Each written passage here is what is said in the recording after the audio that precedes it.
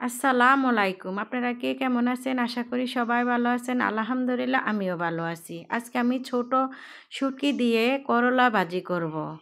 এখানে আমি ৩ টেবিল চামচ তেল দিয়ে দিলাম। তেলটা গরম হয়ে গেছে। এখন আমি ২টা পেঁয়াজ কুচানো দিয়ে দিলাম। পেঁয়াজটা আমি একটু ভেজে নেব। আমার পেঁয়াজটা ভাজা হয়ে গেছে। এখন আমি ছোট শুটকিটা ধুয়ে রাখা দিয়ে দিলাম। এই পেঁয়াজ আর শুটকিটা একসাথে ভেজে নেব। আমার শুটকিটা ভাজা হয়ে গেছে। এখন আমি স্বাদমতো লবণ, ১ চামচ ধনিয়ার গুঁড়া, 1/2 চামচ হলুদের গুঁড়া দিয়ে একটু ভেজে নেব। আমার ভাজা হয়ে গেছে। এখন আমি করলা আর আলুটা দিয়ে দিলাম। দেখেন আমি করলাটা গোল গোল করে কেটেছি।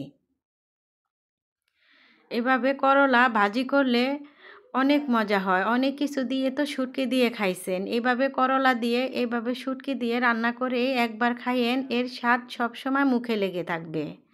আপনাদের কাছে আমার একটাই অনুরোধ, আপনারা যে ভিডিওটা ২ মিনিট ৩ মিনিটে দেখেন, ওই ভিডিওটা আমার ২-৩ ঘন্টা লাগে বি এডিট করতে, ভিডিও করতে। আপনারা অনুরোধ রইল আমার এই ভিডিওটা দেখে আপনারা একটা লাইক করবেন। সাবস্ক্রাইব করতে ভুলবেন না। আর ফেসবুক থেকে দেখে থাকলে একটা ফলো দিয়ে দিবেন। দেখেন আপনার সাথে কথা বলতে বলতে আমার করলাটা প্রায় সিদ্ধ হয়ে গেছে। এখন আমি দিয়ে দিব ১০-১২টা কাঁচামরিচ। কাঁচামরিচটা আমি এখন দিচ্ছি কেন? কাঁচামরিচের কালারটা সুন্দর থাকবে।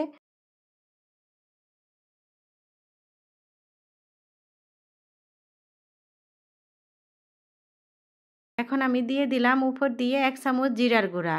দিয়ে আমি ভালো করে নাড়াচাড়া করে ভেজে নেব।